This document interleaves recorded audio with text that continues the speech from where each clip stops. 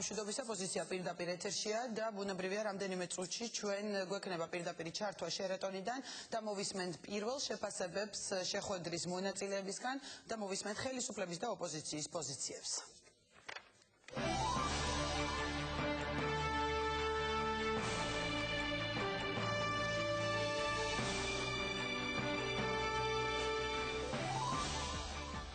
პირველი რაუნდი ერთვიანი აქციების შემდეგ ხელისუფლება და ოპოზიცია ერთმანეთს ხვდება. მზად ვარ და უმრავლესობის წარმომადგენლები მზად არიან შევხვდეთ არანაირი შეზღუდვა და წინაპირობა ჩვენი მხრიდან ამ დიალოგს არ ექნება. ეხლავე მზად არიან რომ შეხვდნენ დათო ბაქრაძეს იმისთვის როგორც მოსამზადებელი ჯგუფი რომ მომზადდეს შეხვედრა მიხეილ სააკაშვილთან. ვინ გადადგა პირველი ნაბიჯი დიალოგისკენ და ვინ არის მზად პოლიტიკური უთანხმოება მოლაპარაკების მაგიდასთან გადაწყვეტოს. პირველი შედეგები და პირველი შეფასებები დღეს პოზიციაში პირდაპირ ჩართვა შეხვედრის ადგილიდან. დაპირისპირება პოლიციის სამმართველოსთან რკინის ჯებირით გაყოფილი მომიტინგეები და სამართალდამცველები პოზიციების გასაცავად. ბავშვები გამოუშვით სანამ დროა და სანამ მანდატს შემოუსულვარ ძალით. თავდასხმა პოლიციას შეღწევის მცდელობა პოლიციის შენობაში არის ძალიან მძიმე დანაშაული და ეს იქნება აღკვეთი. პოლიციის შენობაში შეჭრის მცდელობა თუ კანონიერი მოთხოვნა. ოპოზიციის და ხელისუფლების შეფასებები გიორგობის მძიმე საღამოზე. აი ამ აქციით. აი ეს ხელისუფლება დამთავრდა ამ აქციით, იცოდეთ. მათ გადაწყვიტეს შევარდნილიყვნენ და დაერბიათ პოლიციის შენობა. რაც არის ყოველად დაუშვებელი. ალიანსი საქართველოსთვის ერთ-ერთი ლიდერი დავით უსუფაშვილი და მართველი გუნდიდან გიორგი გაბაშვილი დღეს პოზიციაში. მუხროვანის ამბოხი. რა მოხდა სატანკო ბატალიონში? რა სიტყოდნენ ჯარისკაცები და როგორ მოხდნენ თავდაცვის ყოფილი მაღალჩინოსნები მოქმედ სამხედრო ნაწილში? ყოფილები რამდენიმე კაცი სამოქალაქო ფორმით უბრალოდ ბუშლათები ჰქონდათ და იარაღით თეთრი დაჭერები თავზე. დადგმული სპექტაკლი თუ შეიარაღებული ბუნტის მცდელობა. მიხეილ სააკაშვილმა ქართული ჯარის გამოყენება დაიწყო პოლიტიკური მიზნებისათვის. შემოგთავაზა მორიგი სატელევიზიო სპექტაკლი.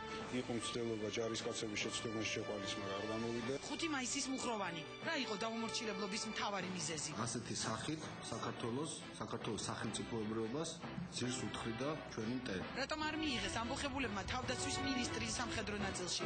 დავით სიხარულიძე დღეს პოზიციაში.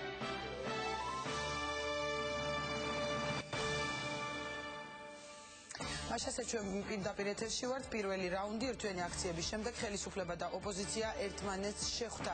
პირველი შედეგები და პირველი შეფასებები პოზიციაში პირდაპირ ჩართვა შერატონიდან, სადაც სულ რამდენიმე წუთის წინ დასრულდა შეხვედრა და ჩვენ ახლა გვაქვს საშუალება გავესაუბროთ პარლამენტის თავმჯდომარეს დავით ბაქრაძეს პირდაპირ ეთერში. საღამომშვიდობისა ბატონო დავით, დიდი მადლობა რომ იღებთ მონაწილეობას ჩემს გადაცემაში და დავიწყოთ იმით რომ ოპოზიცია ამბობს რომ შეთანხმება ვერ შედგა. თქვენს კომენტარშიც მოვისმენთ ესეთი სიტყვა იმედგაცრუება, ანუ როგორია პირველი შეხვედრის პირველი შედეგები, თქვენი შეფასება? საღამომშვიდობის, ალბათ არ უნდა ველოდოთ ნინო რომ ერთი შეხვედრით მოხერხდება ვითარების სრულად განმუხტვა და ყველა იმ უთანხმოების გადალახვა, რომელიც არსებობს ხელისუფლებას და რადიკალურ ოპოზიციას შორის, თუმცა მე ვთვლი რომ ის ფაქტი, რომ შეხვედრა შედგა, თავისთავად უკვე დადებითი ფაქტია. მე ვახსენე სიტყვა იმედგაცრუება, დადებით ფაქტთან ერთად, ასევე არ შემიძლია არ აღვნიშნო ისიც, რომ ჩვენ იმედგაცრუებულები დავრჩით იმ კომპოზიციით და მანდატით, რომელიც დღეს ოპოზიციის წარმომადგენლობას ჰქონდა. კერძოდ ჩვენი მხრიდან ჩვენ დავაყენეთ თუ შეიძლება განმარტავ სრულიად კონკრეტული თემები, კონკრეტული საკითხები, როგორ ხედავთ ჩვენ ვითარების განმუხტვას და რა ნაბიჯები უნდა გადაიდგას და სამწუხაროდ მეორე მხრიდან ჩვენ ვერ მივიღეთ პასუხები იმ მოტივით, რომ მათ ამის მანდატი არ გააჩნდათ. ამიტომ გარკვეული იმედგაცრუება ამასთან დაკავშირებით გვაქვს, თუმცა იმედი მაქვს, რომ ეს შეხვედრები გაგრძელდება და იმედი მაქვს, რომ სამომავლოდ ჩვენ მოვახერხებთ შეთანხმებას გარკვეულ თემებზე. ბატონო დავით, ალბათ გარკვეული იმედგაცრუება, რადგან ეს სიტყვა ვახსენეთ აქვს ოპოზიციასაც, რომელმაც თავიდანვე განაცხადა, რომ ეს იქნება მოსამზადებელი შეხვედრა და თანხმდებოდნენ ამ დიალოგს იმისათვის, რომ ყოფილიყო საუბარი თქვათ პრეზიდენტთა როდის გაიმართება უკვე ოპოზიციის ლიდერებისა და პირველი პირის შეხვედრა. თუ იყო ამ თემაზე საერთოდ ამ შეხვედრაზე საუბარი, თუ მხოლოდ თქვათ საკითხები იყო შეთავაზებული მართველი გუნდის მხრიდან? ეს იყო ფუნდამენტური განსხვავება იმ ხედვას შორის, რომელიც ჰქონდა ჩვენ და რომელიც ჰქონდა რადიკალურ ოპოზიციას. ჩვენი ხედვა იყო ის, რომ ეს შეხვედრა უნდა გახდეს დიალოგის პროცესის დასაწყისი. ჩვენი ხედვა იყო ის, რომ ჩვენ უნდა დავიწყოთ კონკრეტული წინადადებების განხილვა და ჩვენი ხედვა იყო ის, რომ უნდა ვეცადოთ კონკრეტული საკითხების შეთანხმებას და მოგვარებას. მეორე მხარის ხედვა იყო ის, რომ ეს არ არის დიალოგის დასაწყისი, რომ ამ შეხვედრას ნუ დავარქმევთ დიალოგს და პირიქით განვიხილოთ ეს შეხვედრა როგორც მხოლოდ რაღაც ტექნიკური ეტაპი სხვა შეხვედრების მოსამზადებლად. მე არ ვფიქრობ, რომ ეს პროდუქტიული მიდგომაა. მე ვთვლი, რომ თავისთავად შეხვედრა ყოველთვის არის დიალოგისკენ გადადგმული ნაბიჯი და იმედი მაქვს, რომ მეორე მხარეც გაიზიარებს საბოლოო ჯამში იმ მოსაზრებას, რომ ასეთი ტიპის შეხვედრებით ჩვენ შეიძლება დავიწყოთ დიალოგის პროცესი და მოვამზადოთ ძალიან კარგი საფუძველი ამ დიალოგის გაგრძელებისთვის, მათ შორის უფრო მაღალ დონეზეც. ბატონო დავით, თუმცა მაინც უნდა ჩაკითხოთ, მთელი დღის განმავლობაში კეთდებოდა განცხადებები, ანუ მართლობა გუნდმა იცოდა, რომ ოპოზიცია, ასე ვთქვათ, ამ განწყობით მოდიოდა, მათ არაერთხელ განმარტეს, რომ მოდიან ამ მოსამზადებელი შეხვედრისთვის. სწორედ ეს ტერმინი იყო ნათქვამი, ანუ მაშინ რატომ დათანხმდა მართველი გუნდი ამ შეხვედრას? ბუნებრივია ჩვენ ეს მოვისმინეთ დღის განმავლობაშიც, მაგრამ მე არ ვამბობ, რომ იმედგაცრუებული ვარ იმ ადამიანებით, ვინც მობრძანდნენ შეხვედრაზე, მე ვამბობ, რომ პოზიციით ვარ იმედგაცრუებული. ჩვენ ვაპირებდით დიალოგის პროცესის დაწყებას, ჩვენ ვაპირებდით სრულმასშტაბიანი მსჯელობის და პოლიტიკური საუბრის დაწყებას და ამის ნაცვლად რეალურად მივიღეთ შემოთავაზება, დაგვეწყო შეთანხმება შეხვედრის საათის, დროის ან ადგილის. ხა ეს მე ვფიქრობ არ არის ადეკვატური ჩანაცვლება ერთმანეთს. კიდევ ერთხელ განმეორდები, პრინციპულად პრეზიდენტთან შეხვედრის პრეზიდენტი მზად არის შეხვედრისთვის, მან ეს ღიად განაცხადა ძალიან სამებაში და პრინციპულად პრეზიდენტი ამისთვის მზად არის, თუმცა კიდევ ერთხელ განმეორდები, იმისთვის რომ ეს შეხვედრა იყოს პროდუქტიული, იმისთვის რომ ეს შეხვედრა დასრულდეს შედეგით, იმისთვის რომ ეს შეხვედრა მოემსახუროს ემოციების განელებას და არა პირიქით ემოციების ამაღლებას, ჩვენ უნდა ვიყოთ მომზადებულები თუ როგორ შევდივართ ამ შეხვედრაზე, რა მოლოდინები გვაქვს და როგორ შეიძლება ეს შეხვედრა დასრულდეს. წინააღმდეგ შემთხვევაში პირველ რიგში მეორე მხარე შეიძლება გახდეს საკუთარი მომლოდინე მხარდამჭერების მძევალი, პოლიტიკური მძევალი. კარგი და ბატონო დავით, ბოლო შეკითხვა კონკრეტულად რა საკითხები შეთავაზა მართლმა გუნდმა ოპოზიციას დღეს ამ შეხვედრაზე? ჩვენ მათ შევთავაზეთ ის კონკრეტული თემები, რომელიც ჩვენ თვლით ამ ქვეყნისთვის არის მნიშვნელოვანი. ჩვენ მათ შევთავაზეთ საკონსტიტუციო კომისიის შექმნა, რომელიც მოამზადებს ქვეყანაში ახალი კონსტიტუციის პროექტს, გაზრდილი პარლამენტის ფუნქციებით და შემცირებული პრეზიდენტის ძალაუფლებით. ჩვენ მათ შევთავაზეთ ახალი საარჩევნო გარემოს და კანონის შექმნა. ჩვენ მათ შევთავაზეთ თბილისის მერის არჩევნების ახალი მოდელი, რომელიც ოპოზიციას აძლევს ძალიან მაღალ შანსებს, რომ მოიგოს მომავალ წელს დაგეგმილი მერის არჩევნები. ჩვენ მათ შევთავაზეთ ასევე მთელი რიგი სხვა რეფორმები, მათ შორის სასამართლო თვითმმართველობის და სხვა და რაც ასევე მნიშვნელოვანია, ჩვენ მათ შევთავაზეთ მოგვესმინა მათი კონკრეტული წინადადებები, როგორ ხედავენ ისინი სიტუაციის განმუხტვას და თუ ჩვენი შეთავაზება არ არის საკმარისი, რა არის მათი მხრიდან ის დამატებითი წინადადებები, რომელიც მათთვის საკმარისი იქნებოდა გადაწყვეტილების მისაღებად. ანუ მათი მხრიდან რაიმე წინადადებები მათგან ვერ მოვისმინეთ და იმედი მაქვს, რომ ჩვენი შეხვედრები გაგრძელდება და იმედი მაქვს, რომ ასეთ წინადადებებს მოვისმენთ. ძალიან დიდი მადლობა პარლამენტის თავმჯდომარე დავით ბაქრაძე გვერდთვებოდა პირდაპირ ეთერში შერატონიდან და ახლა გვაქვს საშუალება ოპოზიციის წარმომადგენელსაც გავესაუბროთ. ეროვნული ფორუმის ლიდერი გუბა სანიკიძეა პირდაპირ ეთერში შერატონიდან. საღამომშვიდობისა ბატონო გუბას, დიდი მადლობა რომ მონაწილეობთ გადაცემაში.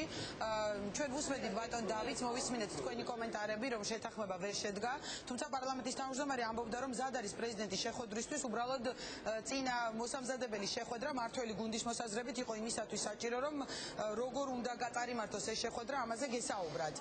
რა წინადადებები განიხილეთ და რაზე ვერ მოხდა კონკრეტული შეთანხმება თქვენი პოზიცია? მადლობთ მოგესალმებით. შეთანხმება ვერ მოხდა იმასთან დაკავშირებით, თუ როგორ უნდა მოხდეს პრეზიდენტთან შეხვედრა, ჩვენ დავაყენეთ უპირობო შეხვედრის საკითხი, რომ არანაირი მანამდე მოსამზადებელი საკითხები არ არის აუცილებელი და ფუჭი არის ამაზე საუბარი. ოპოზიცია მოითხოვს შეხვედრას უპირობოდ პრეზიდენტთან.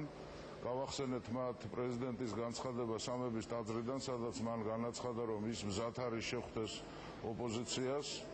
სამწუხაროდ შედეგი ვერ მივიღეთ. მე ვიტოვებ იმედს, რომ ალბათ მეორე შეხვედრა შედგება, ოღონდ კონკრეტული წინადადებით უნდა მოვიდეს ხელისუფლების წარმომადგენლები, თუმცა გამოვრიცხავ ამ ფორმატში მესამე და მეოთხე შეხვედრას. ჩვენ მოვითხოვთ უპირობოდ პრეზიდენტთან შეხვედრას, ოპოზიციის ლიდერების შეხვედრას პრეზიდენტთან. გასაგებია, ბატონო გუბაზ, უპირობოდ მოითხოვთ პრეზიდენტთან შეხვედრას, მაგრამ რა საკითხებით მიდიხართ? ანუ ისევ ძალაში რჩება, ასე ვთქვათ, ერთგვარი ულტიმატუმი, რასაც ხელისუფლება სულ უწოდებს ამაზე, ერთი მოთხოვნა მის გადადგომაზე, თუ მზად ხართ თქვათ პრეზიდენტთან რაღაც სხვა საკითხები განიხილოთ და ამაზე თუ გქონდათ მართლ გუნდთან დღეს საუბარი? ოპოზიციის მოთხოვნაში არის ერთადერთი მოთხოვნა, როგორ წავიდეს მიხეილ სააკაშვილი ხელისუფლებიდან. თვითონ შეხვედრა გამოიღებს შედეგს. ჩვენ ასე ვფიქრობთ, ჩვენ უფრო მეტი ოპტიმიზმი გამოვაჩინეთ ამასთან დაკავშირებით, რომ პრეზიდენტთან შეხვედრა გარკვეულ შედეგს გამოიღებს, გარკვეულად ის ხელშეუწყობს ქვეყანაში ვითარების განმუხტვას. თუმცა ბატონო გუბაზ, ხელისუფლება სულ ამბობდა და მართველი გუნდი რომ თუკი მხოლოდ ამ ერთ საკითხზე თანხმდება ოპოზიცია პრეზიდენტთან საუბარს, ეს მათთვის მიუღებელია, ამიტომ რომ ვერ წარმოუდგენიათ როგორ შეიძლება იყოს ამ თემაზე საუბარი. მე გეტყვით რა, მოდით ეს შეკითხვა დასვას პრეზიდენტმა. ჩვენ უთხარით მათ, რომ მიუხედავად ჩვენი ღრმა პატივისცემისა მათ მიმართ, დღეს წარმოდგენილი იყვნენ ადამიანები, რომლებიც რეალურად ქვეყანაში არ წყვიტავენ საკითხს. ჩვენ გვინდა შეხვედრა, უპირობო შეხვედრა სააკაშვილთან, რომელიც არის ქვეყანაში ერთადერთი პირი, რომელიც წყვიტავს საკითხებს. არც მეორე პირი ბატონო გუბაზ. ბატონო? არც ქვეყნის მეორე პირი, ვთქვათ იგივე პარლამენტის თავმჯდომარე დავით ბაქრაძე ესწრებოდა ამ შეხვედრას. სამწუხაროდ დავით ბაქრაძე ვერ წყვიტავს ქვეყანაში საკითხებს. სამწუხაროა ეს ჩემთვის, მაგრამ ეს არის რეალობა და მე მგონი ორიგინალური არა ვარ ამ აზრში.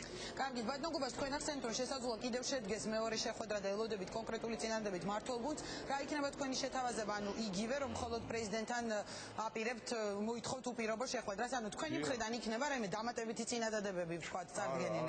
არანაირი დამატებითი წინადადებები არ იქნება, ჩვენ ველოდებით ხელისუფლების წარმომადგენლებს, რომლებიც დაგვიდასტურებენ ან უარყოფენ შეხვედრის დროს და ფორმატს პრეზიდენტთან.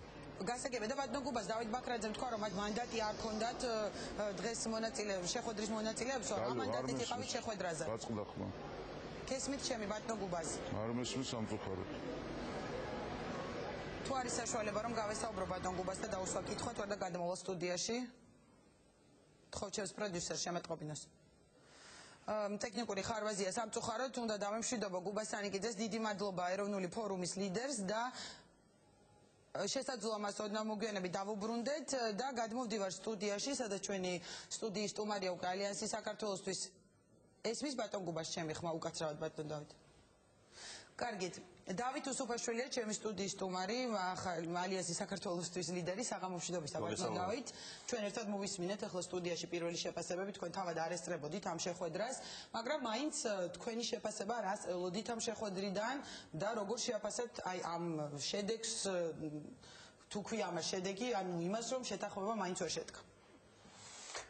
პირველი შედეგი მე მგონი ისაა, რომ დაიმსხვრა ხელისუფლების მიერ 3-4 კვირის განმავლობაში მიზანმიმართული პროპაგანდისტული საქმიანობით დანერგილი მითი, რომ თითქოს ოპოზიციას არ სურს ან არ შეუძლია შეხვედრა და დიალოგი. ჩვენ 9 აპრილის აქციების დაწყების პირველი დღიდანვე ვამბობდით, რომ ნებისმიერ დროს ვართ მზად მიხეილ სააკაშვილთან შესახვედრად, რათა განვიხილოთ ქვეყნის კრიზისიდან გამოყვანის ძალიან კონკრეტული გზები. ჩვენ ყოველთვის ვამბობდით და დღესაც ვიმეორებთ, რომ ქვეყნის მასშტაბური კრიზისიდან გამოყვანის უმოკლეს და ყველაზე უფრო ეფექტურ გზად მიგვაჩნია მიხეილ სააკაშვილის გადადგომა და ვადამდელი საპრეზიდენტო არჩევნების ჩატარება. ჩვენ ამას ვამბობდით ყოველთვის და ვამბობთ დღესაც, რომ ამ შეხვედრაზე მზად ვართ მიხეილ სააკაშვილისგან უშუალოდ და თუ რატომ ამაზე ბოლოში მოვისმინოთ მისეული ხედვა იმ პრობლემების მოგვარებას თავად როგორ აპირებს. მისი გადადგომის გარეშე როგორ შეიძლება ამ ქვეყანაში დამკვიდრდეს სამართლიანობა, კონდეს თავისუფალი მედია, კონდეს თავისუფალი სასამართლო, პოლიცია აღარ იყოს პოლიტიზირებული, სპეცნაზი აღარ იძახდეს მიშა-მიშას და იძახდეს საქართველოს, რომ სამუშაო ადგილებზე კი არ ვსაუბრობდეთ, სამუშაო ადგილები იქმნებოდეს, რომ აღდგეს საქართველოს პრესტიჟი საერთაშორისო ასპარეზზე, რათა დავიცვათ ჩვენი ქვეყანა აგრესორისგან, რათა გაჩნდეს საშუალება აფხაზებთან და ოსებთან საუბრის, რათა ქვეყანა არ იყოს გაყოფილი უამრავ სხვადასხვა საკითხზე, ორბანაკად, ჩვენიანები და სხვისიანები და ასე შემდეგ. მთელი ამ პრობლემების მოსაგვარებლად ჩვენ ვთვლით, რომ აუცილებელია ხელისუფლების შეცვლა ოღონდ მშვიდობიანი კანონიერი კონსტიტუციური გზით. ჩვენი პოზიცია წერილობითაც არაერთხელ დავაფიქსირეთ, ბოლო განცხადება იყო გუშინ, როდესაც ჩვენ კიდევ ერთხელ ვთქვით, რომ მზად ვართ შევხვდეთ მიხეილ სააკაშვილს და ვისაუბროთ კრიზისის დაძლევის გზებზე. ჩვენ თვლით, რომ ქვეყანაში ჩასატარებელია ვადამდელი საპრეზიდენტო და საპარლამენტო არჩევნები, ქვეყანაში უზრუნველსაყოფია მოქალაქეების უსაფრთხოება, რათა ადამიანებს გაურკვეველი პირები არ იტაცებდნენ, არ ცემდნენ, არ ექცეოდნენ ისე როგორც ექცევიან და რომ ჩვენ არ გვაქვს არანაირი წინაპირობა ხელისუფლებასთან, ანუ სააკაშვილთან შესახვედრად. დღევანდელი შეხვედრა ჩვენი მხრიდან ეს თქვენ სწორად ბრძანეთ, განხილული არის და ხვალაც იქნება თუ რაიმე მსგავსი შეხვედრა შედგა, როგორც მოსამზადებელი შეხვედრა სააკაშვილთან აი ამ ცენტრალური შეხვედრის გასამართავად. რატომ? ამაზე ბატონმა გუბაზმაც მოგახსენათ, იმიტომ რომ ამ ქვეყანაში სამწუხარო რეალობაა, ერთი კაცი წვეთს ყველაფერს და ჩვენ არ გვაქვს დრო, რომელიც უნდა შევწიროთ ხელისუფლების PR აქციებს. მეორე, მე აღარ მინდა, რომ ჩემი ქვეყნის პარლამენტის თავმჯდომარე რაღაცნაირად არაკომფორტულად გძრომდეს თავს, მე ვუფრთხილდები მის ემოციებს, ამიტომ თუ დღეს რაიმე იმედგაცრუება მიიღო, მე კიდევ ერთხელ განუმარტავ. თუმცა მან დადებითი მომვლელიც უწოდა ამ შეხვედრას. ხო, მაგრამ იმედგაცრუების ნაწილში მინდა კიდევ ერთხელ განუმარტო. იმისათვის, რომ მან თავიდან აიცილოს რაიმე სხვა ტიპის იმედგაცრუებები მომავალში, კეთილი ინებოს გაიგოს ჩვენ რას ვეუბნებით, წაიკითხოს რა განცხადება გვაქვს ჩვენ და მასთან შეხვედრა თუ იქნება კიდევ, იქნება მხოლოდ მოსამზადებელი. დღევანდელი დელეგაცია მისული იყო იქ სწორედ ამ საკითხზე სასაუბრო. ჩვენ არ ვართ მზად ასეთ ფორმატში სალაპარაკოთ. გასაგებია, თუმცა ბატონო დავით, უნდა ჩაგეკითხოთ, ალიანსის წევრების მხრიდან და თქვენი ლიდერის მხრიდან ხშირად კეთდება ის განცხადებები, რასაც ამჟამად თქვენც აცხადებთ, რომ მზადღართ მოისმინოთ, თქვათ, რა ხედვა აქვს პრეზიდენტს და ხელისუფლებას ამ კრიზისიდან გამოსასვლელად, მაგრამ დიდი ნაწილი ოპოზიციის ისევ ამბობს, რომ მხოლოდ ერთ საკითხზე თან ხვდება პრეზიდენტთან საუბარს, რაზეც ცნობილია ხელისუფლების პოზიცია და ამბობენ, რომ ამ ერთ საკითხზე შეხვედრის, ასე ვთქვათ, აზრს ვერ ხედავენ. ანუ ისევ, ასე ვთქვათ, ულტიმატუმის შეფუთვა ხდება დიალოგის კუთხით, ფორმატით. მე კიდევ ერთხელ მინდა გაგიმეორებ. დაკონკრეტდეს, იმიტომ რომ სხვადასხვა სახის განცხადებები კეთდება ხოლმე. კიდევ ერთხელ მინდა ვთქვა, რომ ოპოზიციაში ბზარის შეტანის ცდელობა ხელისუფლების მხრიდან ეს არ არის ახალი ამბავი. ეს კარგად ნაცადი მეთოდია, ამიტომ მიუხედავად იმისა, რომ ოპოზიციამ წერილობით განაცხადა ყველაფერი ამ თემაზე. მიუხედავად ამისა, მასობრივი ინფორმაციის საშუალებები, რომლებიც რა თქმა უნდა ხელისუფლების კონტროლით და მითითებით აკეთებენ ამას, ცდილობენ ასე წარმოაჩინონ, რომ არის ასთა სხვადასხვაობა ამ თემაზე. ირაკლი ალასანიამ ამ სტუდიაში თქვა, რომ მე და ჩემი გუნდი მოვამზადებთ კონკრეტულ საკითხებს ამ შეხვედრისათვის, რომელსაც შემდეგ გავაცნობ ჩემს პარტნიორებს, ანუ თქვენ და დავით გამყრელიძე, ამ ორ პარტიაზე იყო საუბარი, რითიც უნდა მივიდეთ პრეზიდენტთან შეხვედრაზე. და მაშინ რას ნიშნავს ეს? ნიშნავს ზუსტად იმას, რაც მე მოგახსენეთ. ჩვენ დღევანდელი ვითარებით. არა, თქვენ თქვით, რომ საგანგებო თემა ხაზგასმა და მე უბრალოდ ვამბობ და ვისმენთ ასევე რომ მხოლოდ ერთ საკითხზე გეკვავენ მისვლას პრეზიდენტთან. ხვალ მიხეილ სააკაშვილის გადადგომის განცხადება რომ მაჩვენოთ, ამით არ თავდება პროცესი. საჭიროა ცენტრალური საარჩევნო კომისიის თავმჯდომარის შეცვლა, აუცილებელია ეს ამბავი. საჭიროა პოლიციის დეპოლიტიზირება, შესაბამისი საკადრო ცვლილებებით და სტრუქტურული ცვლილებებით. საჭიროა მასმედიის თავისუფლების უზრუნველყოფა, იმიტომ რომ სააკაშვილი წავიდა, ამით ქვეყანა არ აშენდა. ქვეყანა აშენდება სამართლიანი და დემოკრატიული არჩევნების ჩატარებით გამოკვეთილი ხელისუფლების პირობებით. ანუ პრეზიდენტის გადადგომამდე თქვენი მოთხოვნა რაც არის, თანხმდებით კონკრეტული საკითხების განხილვას. ძალიან მნიშვნელოვანია თუ მიხეილ სააკაშვილს აღმოაჩნდება ბოლო მომენტში მაინც პატრიოტიზმის ყველაფერს თავს დავანებებ პოლიტიკურ კეთილგონიერებას და ამ შემდეგ. ელემენტარულად სამშობლოს სიყვარულის მინიმალური დონე ის გაიაზრებს, რომ ეს ყველაფერი გასაკეთებელია. მაგრამ ჩვენ ვამბობთ, ქვეყანაში ხელისუფლება შესაძლებელია, ჩასატარებელია ვადამდელი საპრეზიდენტო და საპარლამენტო არჩევნები, ამ საკითხებზე სასაუბრობ მზად სააკაშვილთან. ამიტომ კიდევ ერთხელ და საბოლოოდ მინდა აუხსნა ეს ბატონ ბაქრაძესაც, მის თანხლებ პირებსაც, რომ თუ მეორე რაუნდში გულისხმობენ რაიმე მსგავს შეხვედრას, ამისთვის ნუ დაკარგავენ თავიანთ დროს, მოემზადონ იმისთვის, მოამზადონ ეს საკითხი სააკაშვილთან. ანუ თვით რომ ამ დიალოგის დაწყებას თუნდაც ამ ფორმატში აზრი არ ქონდა დღეს ბატონო დავით. თავისთავად შეხვედრას ქონდა აზრი, ეს არის კარგი, წინ გადადგმული ნაბიჯი, იმიტომ რომ ჩვენ როდესაც ვითხოვთ სააკაშვილთან შეხვედრას და თან რაც შეიძლება სწრაფად, ამას ვაკეთებთ ქვეყნის ინტერესებიდან გამომდინარე. აი ამ ესკალაციის ფონზე, რომელიც ბოლო ხანებშია ქვეყანაში, ჩვენ თვლით, რომ სასწრაფოდ უნდა მოინახოს გამოსავალი.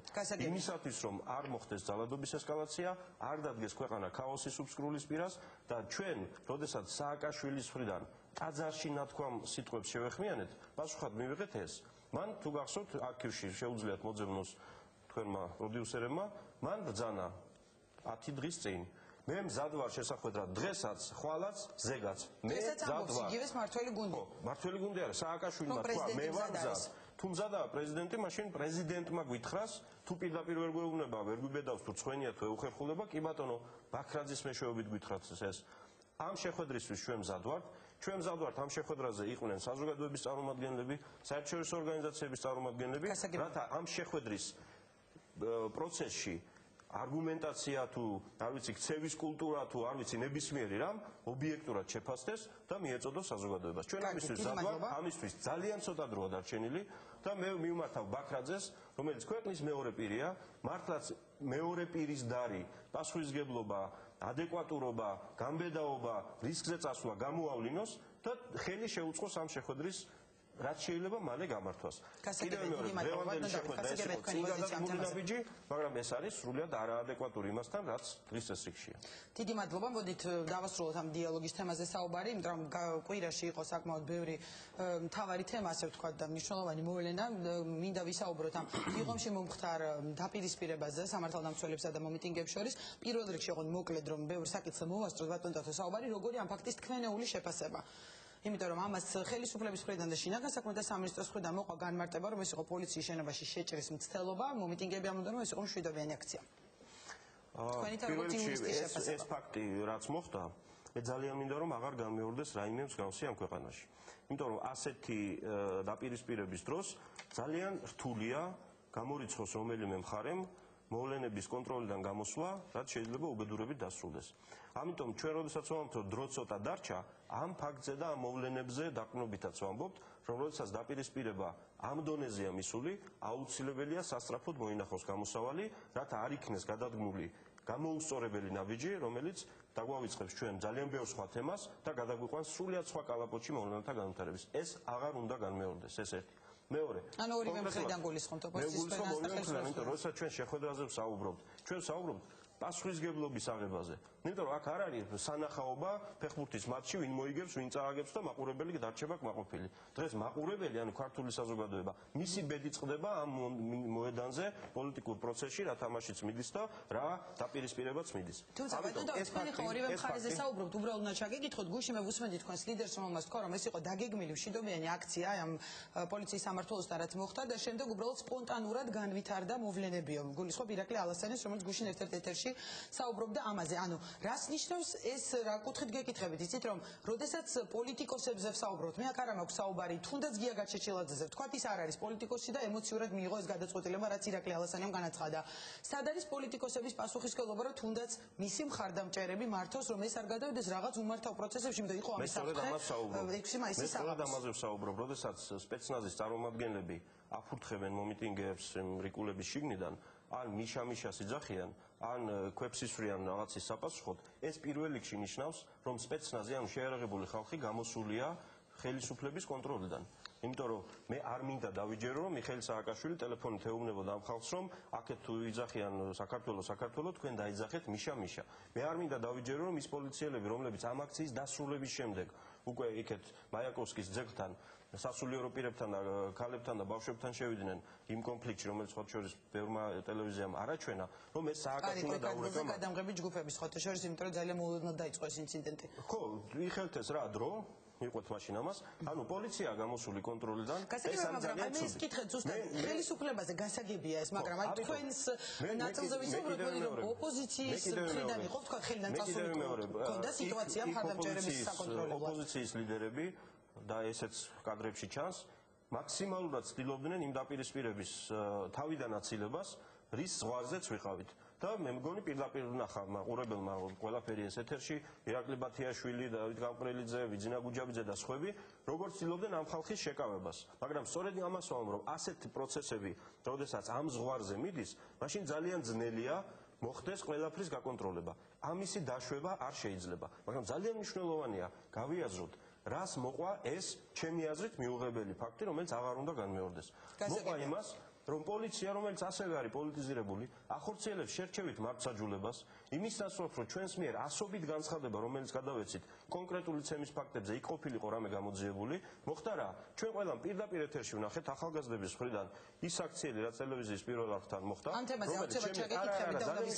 ძალიან მნიშვნელოვანია ეს. ის მოხდა, ეს ცალკე გავარჩიოთ, მაგრამ ტელეეკრანზე ვნახეთ ჩვენ ახალგაზრდები, რომლებმაც მიაყენეს ფიზიკური შეურაცხყოფა კონკრეტულ პიროვნებას. გასაგები ეს არ არის მოსაწონი. ჟურნალისტის ცემის ფაქტს გულისხმობთ ამ შემთხვევაში. მაგრამ ამის შემდეგ რა ხდება? შუაღამისას შედიან სახლში, მიყავთ ეს ბავშვი, შიშველ ტიტველი სხვათა შორის, ყოველგვარი დოკუმენტის და საბუთის გარეშე. ამ დროს არსებობს კანონი. ადამიანი ან დანაშაულის ფაქტზე უნდა დააკავო, ან თუ ვერ დააკავე, მაშინ უნდა კონდეს ქაღალდი, რომელსაც წარუდგენ ამ ადამიანს და შესთავაზებ გაყვეს სადღაც. ეს არის კანონი და წესი. ეს არის ძალიან მნიშვნელოვანი.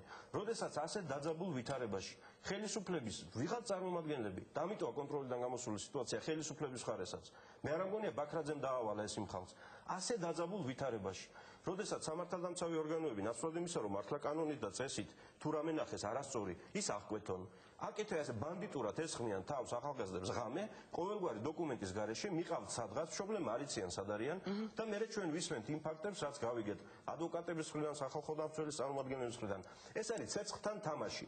ასეთ ვითარებაში, რომელ ადამიანს რა აზრი მოუვა თავში, რომელ ღობეზე გადაძვრეს გაუაზრებლად თუ რამე ჩაიდინოს, ეს არის უდიდესი საფრთხის შემცველი და ყველა გონს უნდა მოეგოს. ამიტომ არის საჭირო, რაც შეიძლება სწრაფად სააკაშვილთან შეხვედრა და აი ამ დაპირისპირების ესკალაციის შეჩერება და გადაყვანა ნორმალურ ფარგლებში. ბატონო დავით, მოდით ამ ინციდენტზე დავასრულოთ საუბარი. მე უბრალოდ მინდა კითხოთ, თქვენ თავად თქვით, რომ კადრებში ჩანს, თქვათ, როგორ ვაყენებენ ფიზიკურ შეურაცხყოფას ამ ჟურნალისტს. ამ კონკრეტულ შემთხვევაზე, რომ გასაგებია, მანამდე რას თქვით, უბრალოდ თქვენ როგორც იურისტი, რა კვალიფიკაციას აცრევთ ამ ქმედებას, მე უბრალოდ მაინტერესებს, ან იყო სახეზე დანაშაული ამ ახალგაზრდების მხრიდან თუ არ იყო, ვთქვათ. გასაგებია, რომ დაკავების ფორმებზე, თქვათ, იყო რა დარგობები თქვენ ამბობთ. როდესაც ადამიანი გარბის იმას არანაირი მოტივით არ უნდა ჩაარტყა. მაგრამ ამასობაში არის ვითარება, როდესაც ადამიანები ვართ და ყველა ვკარგავთ წონასწორობას, მაგრამ ყველა ტიპის გადაცდომას აქვს თავისი კვალიფიკაცია. ამ კვალიფიკაციაში ძალიან მნიშვნელოვანია დაზიანების ხარისხი, მოქმედების განზრახვა, აფექტია, ასეა, ისეა, ბევრი რამეა. ანუ როდესაც ასეთი შეტაკება ხდება ორ ადამიანს შორის, აქ ბევრი რამეა გასარკვევი. ამიტომ ამ კონკრეტულ საკითხში ეს მართლა სამართალდამცავი ორგანოების გასარკვევია და ობიექტური გამოძიების. ამ ახალგაზრდების მიმართ ეს ჟურნალისტი თუ ნებისმიერ ადამიანზე? ნებისმიერ ადამიანზე, ჟურნალისტს მოუბრუნდეთ ამ თუჩი. იმიტომ რომ ზოგადად როდესაც ხდება შეტაკება, ცემა თუ ჩხუბი თუ დარტყმა თუ არ ვიცი რაღაც უბედურება, ეს გასაგებია. მაგრამ უნდა გაიკვეს კანონის და წესის დაცვით. იმიტომ როგორც კანონდარღვევის თუ გადაცდომის აღკვეთას ან ვინმეს დასჯას ცდილობს უკანონოდ, ბანდიტურად, ყაჩაღურად, მაშინ ამით ის ჩადის გაცილებით მეტ დანაშაულს და პირიქით წაახალისებს ასეთ ქმედებებს. გასაგებია, თუმცა ჟურნალისტები არა რამდენიმე ადამიანი მისდევდა იქ კადრებში ჩანს. ჟურნალისტებისადმი მოპყრობა ზოგადად. მე ეს არაერთხელ მithქვამს პირდაპირ ეთერში და ჩვენი მთავარი პრობლემა არის არა ის, რომ ჟურნალისტები და ოპერატორები ცუდად მუშაობენ. ჩვენი მთავარი პრობლემაა, რომ ჟურნალისტებს და ოპერატორებს ძალიან ხშირად უმეტეს შემთხვევაში ეროვნული ტელევიზიების ხელმძღვანელები, პროდიუსერები, რედაქტორები, არ ვიცი კიდევ რა ქვიათ ამ ჩვენს დაწესებულებაში, იყენებენ მიზანმიმართულად, მიკერძოებულად. მიკერძოებულობას მე ვხედავ არა ეროვნული მასშტაბის ტელეეთერებშიც და ეს არის ჩვენი უბედურება. ამიტომ არის სერიოზული აქცენტი საზოგადოებრივ არხზე. იმიტომ კი არა რომ რუსთავი ორიანს თუ არა მოსწონს კონკრეტულ ჟურნალისტებზე გასაგებია ოპოზიციას მოთხოვნები, მაგრამ ამიტომ მე ვთვლი რომ კონკრეტული ჟურნალისტების და ოპერატორების მიმართ პოლიტიკური ბრალდება, რომ თქვენ რაღაცას რატომ აშუქებთ ცუდად, ეს არ ამგონია იყოს სწორი. პირიქით, ჩვენ ჟურნალისტებს უნდა დაუდგეთ გვერდში, რომ მათ შეძლონ თავიანთი უფლებების დაცვა. ჩვენ ვერ დავდებთ თავს ყველა ჟურნალისტზე, ყველა ოპერატორზე, ის ობიექტურია, პროფესიონალია, ეთიკის ნორმები აქვს თუ არ აქვს, მაგრამ უნდა გქონდეს ის გააზრებული, რომ თუ ვინმეს მოქმედებით არ ვართ კმაყოფილი, არ არის დამნაშავე ის კონკრეტული ოპერატორი. ამას გაცხადეთ ბატონო და თუმცა ერთინავ ვკითხოთ მაინც რომ ხომ არ ფიქრობთ რომ იგივე თქვა ზოგიერთი ლიდერის მხრიდან არ ჩათვალოთ ისევე ხო არ დამაბრალოთ რომ განხეთქილებას ვთქვით ოპოზიციაში მაგრამ თქვენ შესაძლოა ამას ამბობთ მაგრამ ნაწილი ძალიან ხშირად საკმაოდ რადიკალიზმისკენ მოუწოდებს თუნდაც ჟურნალისტების წინააღმდეგ და ხომ არ ხდება მსგავსი განცხადებები წამახალისებელი თუნდაც იმ ახალგაზრდებისთვის რომლებიც არიან აქტივისტები ოპოზიციის და მხარდამჭერები ოპოზიცია იმიტომ აჭრელი რომ აქ არის განსხვავებული მოსაზრებები. ამ თემაზე არ დამაბრალოთ ეს საკითხია რომელშიც აშკარაა განსხვავებული მიდგომები, ამიტომ პრეზიდენტის გადადგომა საგან ყველა ერთად ვითხოვთ ანიშნავს იმას რომ ჩვენ ყველა საკითხში ვართ ერთ პოზიციაზე და ტაქტიკა გვაქვს ერთი და ასე შემდეგ. ჩვენ გვაქვს პრობლემა იმისი, რომ ხელისუფლება აკონტროლებს მედია საშუალებების მენეჯერებს, ხელმძღვანელებს, მესაკუთრეებს, არ ვიცი ვის და მათი ისინი მერე იყენებენ ჟურნალისტს იარაღად. მე ძალიან ხშირად აი მივსულ ვარ მართლა ისეთ დონემდე. რამოდენიმე დღის წინ თქვენი ტელევიზიის ჟურნალისტი ღამის 3 საათზე იყო რუსთაველზე მოსული. ჩვენი ალიანსის საკნები სადაც დგას. 200-მდე კაცი იყო შეკრებილი ცისფერი გალერეის წინ და მე მათ ვესაუბრებოდი. მოვიდა, გადაიღო ეს ყველაფერი. მეორე დილით სიუჟეტი რას ხედავ? რეპორტაჟია. წუხელ ვიყავით ამადამ დროს რუსთაველზე, კაციშვილი არ იყო იქ, რაც ვნახეთ და აჩვენებს შპრიცს დაგდებულს იმასთან. მე ისიც იყო და ისიც ბატონო მე არ ვიცი რა კონკრეტულ შემთხვევაში საუბრობ. ხო, ისიც და ისიც. ვერავინ ვერ ვნახე რუსთაველზე, როცა 200 კაცი მედგა წინ და ვსაუბრობდით. ეს ტყუილია. ამას ვიღაცა ამბობს, მე არ ვიცი, ის ჟურნალისტი ამბობს თუ სხვა ამბობს. და აჩვენებს ჩვენ არასოდეს არ ვაპელირებ ზოგადად ციფრები და რაოდენობით შევთავაზოთ, მაგრამ მე ამ კონკრეტულ შემთხვევაში არ ვიცი რა საუბრობ. მე კიდევ ამას რატო ვიმეორებ? მე ხვალთ რომ შემხვდეს ეს ჟურნალისტი და ოპერატორი, მე არ ვაპირებ მათთან საქმის გარჩევას. მე მათთან საქმე არ მაქვს, იმიტომ რომ მე დარწმუნებული ვარ, რომ ის კადრები მოვიდა აქ თქვენამდე და თქვენთან ვიღაცამ ეს დაჭრა, ეს გააშუქა, ეს არ გააშუქა. ამიტომ ეს არის დიდი პრობლემა. ჟურნალისტები არ ვიცი რა შემთხვევაზე ხართ რომ სუსტი პასუხი გაგცეთ, კი ბატონო. თუ გნებავთ შევთანხმდეთ და არქივიდან ამოვწიოთ ეს დოკუმენტები. მე დარწმუნებული ვარ, არქივში ფიში ესეც იქნება. იყო ბევრი მშრომლობლენების და პრობლემა, სისტემის პრობლემა, ამიტომაა გადასაწყვეტი ხელისუფლება, ამიტომაა შესაძლებელი და კონსტიტუციური და კანონიერი გზით, იმიტომაა შესაძლებელი, რომ არც რომელიმე ახალგაზრდას, არ რომელიმე გამოცდილ და უკვე ნერვებმოშლილ მოქალაქეს არ გაუჩნდეს განცდა, რომ აზრი არ აქვს არაფერს. საუცხოელი არჩევნები არ იქნება, კანონი არ იქნება, პოლიცია პოლიტიზირებული იქნება. ჩვენ შემოსასვლელში ახლა რომ შემოვდიოდი, უზარმაზარი ნაგვის გროვაა. აი თქვენ სტუდიაში რომ შემოვდიოდი. ჩვენ უშლით ამ ნაგვის გატანას ვინმეს ხელს, აი ესეც მინდა გავარკვიო. და იქნებ დავსვათ აი ეთერიდან მივმართოთ იმ ხალხს, ვისაც მოიტანა ეს ნაგავი აქ. არ ვიცი აგერ რო გაბრძანდებით, გარეთ ნახეთ უზარმაზარი გროვა ნაგვის, ხო? ეს პირველი დღე არ არის. ანუ დასუფთავების სამსახურიც კი პოლიტიზირებული რომაა და ოპოზიციას ოღონდ რამე დაბრალდეს უწესრიგობა და ამაზეც მიდის რომ აქ ხომ არაფერი გზარაა დაკეტილი რომ მოსახლეობას ხელოვნური პრობლემა შეუქმნას. აი ეს უნდა დასრულდეს. ამისთვის არის საჭირო სააკაშვილთან შეხვედრა, მასთან პირისპირ შეხვედრა, იმიტომ რომ ამ ქვეყანაში სხვა ვერავინ ვერ წყვეტს ვერაფერს, ნაგვის გატანის საკითხსაც კი. კარგით, მე უნდა მოვასწრო ბოლოს შეკითხვა, იყო ამ კვირაში კიდევ მუხროვანის ინციდენტი ამბოხი, რაზეც ოპოზიციის ძირითად მონაწილემა თქვა, რომ ეს იყო დადგმული სპექტაკლი, არა ამ დროს სახეზეა თქვა, დაკავებული ადამიანები და ზოგადად ხელისუფლებამ თქვა, რომ გარკვეული საფრთხე აიცილა სახელმწიფომ, თქვენეული შეფასება ძალიან მოკლედ და თვლით თუ არა ეს ყოფილი სპექტაკლი იყო? ხელისუფლების წარსული მოქმედებების შემხედვარე, სწორედ სამხედრო ნაწილებთან დაკავშირებით განმუხურდა ხურჩის ინციდენტი და ბევრი სხვა თემები. მე გაორმაგებულ სიფრთხილეს რაღაცა მიჩენს, როდესაც რამე მსგავს ვხედავ. რამე მსგავს ვხედავ და გეტყვით რა მსგავს ვხედავ. თენდება დღე და უცებ ჩვენ ვნახულობთ ვიდეო მასალას, ჩაწერილს დიდი ალბათობით ალბათ წინა დღეს, ხო, არა იმ დღეს. წინა საღამოს მოხდა მღვალაძის დაკავება, ყოველ შემთხვევაში ესეთი იყო. ესე იგი რაღაცა წინ ხელისუფლებამ იცის რაღაცა და მე ელოდება, როდის მოხდება იქ რაღაც ტანკის დაქოქვა თუ რაღაცა, მანამდე ზომებს არ იღებს. ამას სოგაში იმ ნაწილი, არა, ესე წინა დღეს იცოდა რომ რაღაც იწყებოდა, ხო, ხალხი გავდა დაკავება.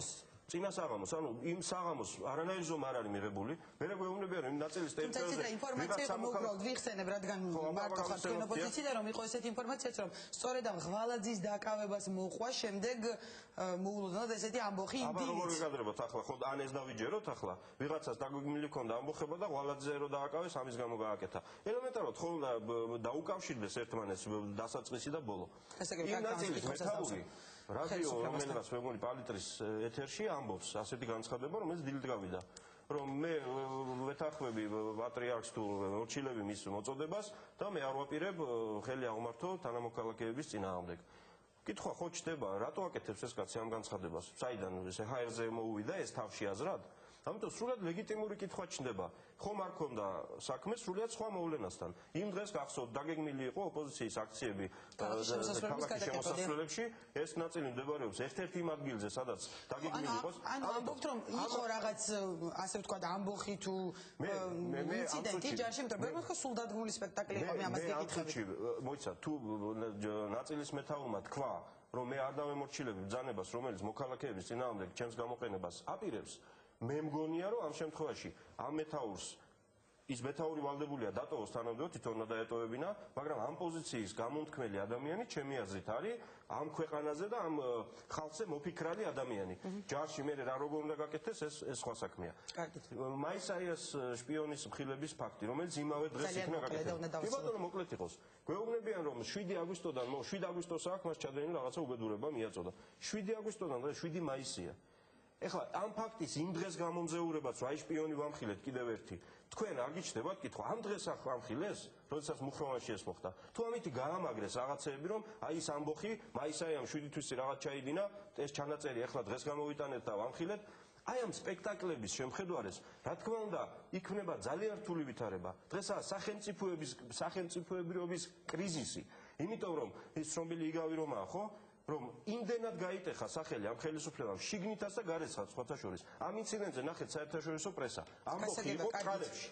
იმდენად გაიტეხა სახელი. კითხვები არის ხელისუფლებასთან, ამათაც უნდა დაუტოვოთ დროებად. გაჩნდეს, მაგათ აღარ აქვთ უნარი ამას გამომკლავდნენ. ამაზე გვინდა ჩვენ საუბარი სააკაშვილთან და ამისგან გვინდა ვიხსნათ ქვეყანა. რაც შეიძლება მალე მშვიდობიანად, კანონიერად და იმ ტიპის ინციდენტების გამორიცხვით, რაზეც თქვენ საუბრობდით დიღმის სამმართველოსთან. ძალიან დიდი მადლობა, უნდა დაგემშვიდობა და დამშვიდობები უნდა გითხრათ პროდიუსერი მატყობინებს, რომ არქის გადავხედე 1 მაისიდან და არც ერთი დილ 1 აპრილიდან და არც ერთი დილის გამოშვებაში შპიცების კადრები არ დევს, მაგრამ ეს შეგვიძლია მე და თქვენ მე განვიხილოთ.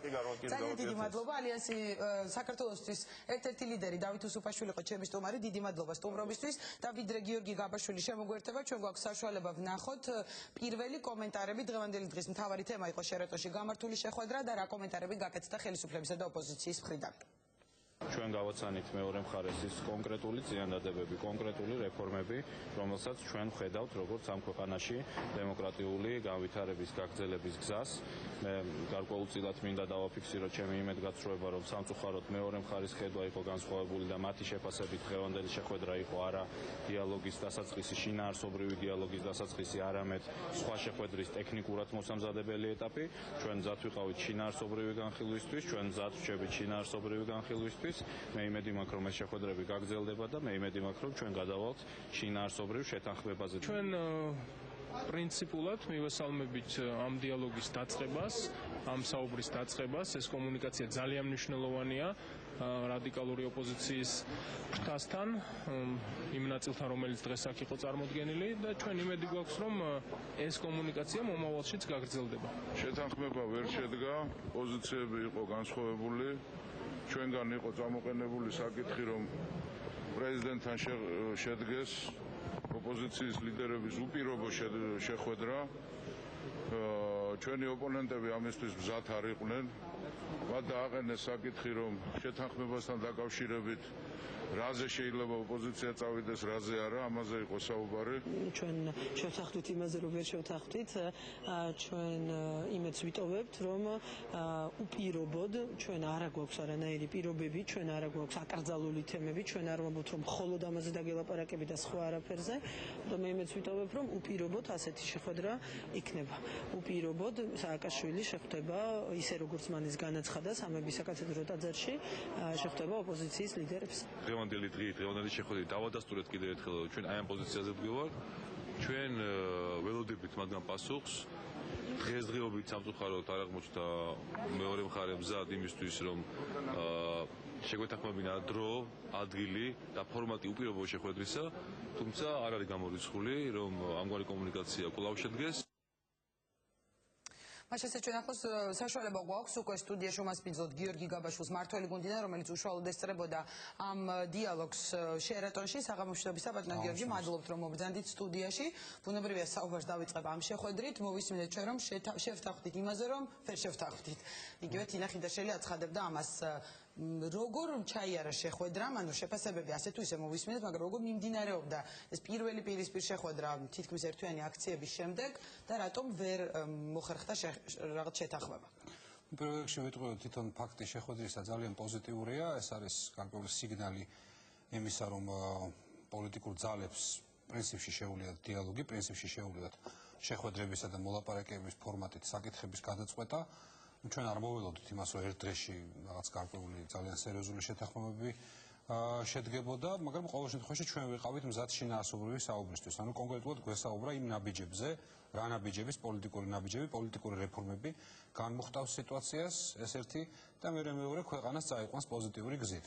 მეორე მხარე უფრო იყო მზად, ასე ვთქვათ, ტექნიკური შეხვედრისთვის, ანუ დროისა და ადგილის შესათანხმებლად. მიუხედავად ამისა, შეხვედრა შედგა, ჩვენ კარგა ხანს ვისაუბრეთ, მე მაინც ვიტყოდი, რომ ძალიან პოზიტიური მოვლენაა ის, რომ გარკვეულწილად ეს პროცესი უკვე დაიწყო და არ მგონია, რომ კარებები დაიხუროს და ეს პროცესი არ გაგრძელდეს, ეს პროცესი გაგრძელდება, მე ვფიქრობ. რამდენიმე რამეზე შევთანხმდით კიდევაც, პირველ რიგში შევთანხმდით იმაზე, რომ ორივე მხარის, პოლიტიკური მხარის ინტერესებში და შესაბამისად ქვეყნის ინტერესებში არის ის, რომ ასე ვთქვათ, გრადუსმა დაიწიოს, რადიკალიზაციამ დაიკლოს, იმისათვის, რომ ჩვენ გვქონდეს საშუალება ნორმალური პოლიტიკური პროცესი გამავითაროთ. ჩვენ ძალიან კონკრეტულად მოვახსენეთ ჩვენს ოპონენტებს, რა არის ის ნაბიჯები, რასაც ჩვენ თვლით, რომ არის გადასადგმელი.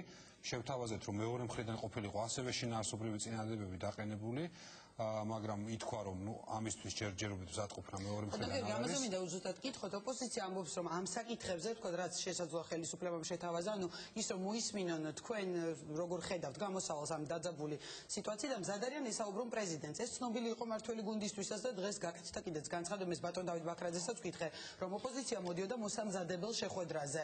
ანუ სწორედ იმ ტექნიკური დეტალების გასაკვირად რასაც თქვენ ამაში არის საქმე, ანუ მოსამზადებელ შეხვედრა, როგორც ჩანს, ჩვენ სხვადასხვანაირად გავიგეთ. ჩვენთვის მოსამზადებელი შეხვედრა არის საუბარი გარკვეულ ნაბიჯებზე, საუბარი გარკვეულ კონკრეტულ საკითხებზე, რაზეც შემდგომში უნდა შედგეს შეხვედრა და რაზეც შემდგომში უნდა შედგეს შეთანხმებები.